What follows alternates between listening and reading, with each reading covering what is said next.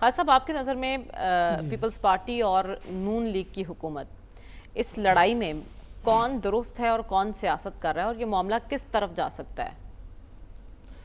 میرا ویو مکمل طور پہ مختلف ہے اور میں سمجھتا ہوں کہ یہ دونوں بہت اعلیٰ قسم کی سیاست کر رہے ہیں. اچھا.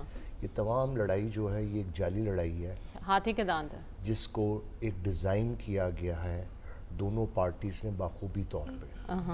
یہ دونوں پاور شیئرنگ کر رہے ہیں، پاور شیئرنگ فارمولا ہے، ڈیپ انڈرسٹینڈنگ ہے، کانسٹیٹیوشنل پوزیشنز پیپلز پارٹی کے پاس ہیں، cabinet is with P M L N, سب ہنکی ڈوری ہیں، ہاتھ میں لائے ایک دوسرے کو مضبوط کر رہے ہیں.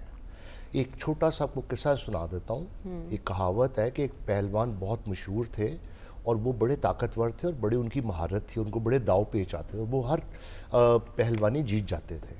لہٰذا جب انہوں نے دیکھا کہ میں اتنا مہارت ہو گئی اور میں بڑا پاپولر ہو گیا ہوں، تو انہوں نے یہ کیا کہ اپنے مخالفین سے پیسے لے کے جان بوجھ کے ہار جاتے تھے، دکھاتے تھے داؤ پیچ ہو رہے ہیں. لیکن ان کا نام تھا نورا، اور اس دن سے ایک بات جملہ شروع ہو گیا، نورا کشتی. یہ ہے نورا کشتی، یہ ہے میڈیا مینیپولیشن. یہ صرف پاکستان میں نہیں ہوتی، یہ دنیا بھر میں ہو رہی ہے. آپ دیکھیں تھنک ٹینک میں اتنے سیریس مائنڈڈ لوگوں کو انہوں نے کس طرف لگا دیا، پورا میڈیا کس طرف لگا دیا. انگریزی میں ایک ورڈ ہوتا ہے بہت ہی خطرناک، اسے کہتے ہیں کراؤڈ آؤٹ کرنا میڈیا سے.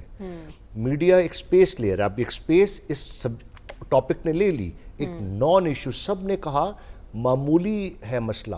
کیا مسئلہ ہے؟ سیلاب سے شروع ہوا، بس پہ آیا، بس سے شروع ہوا نہروں پہ آ گیا، نہروں سے شروع ہوا کاؤنسل آف کامن انٹرسٹ پہ آ جائے گا، اس کے بعد کیا جی این ایف سی پہ آ جائے گا.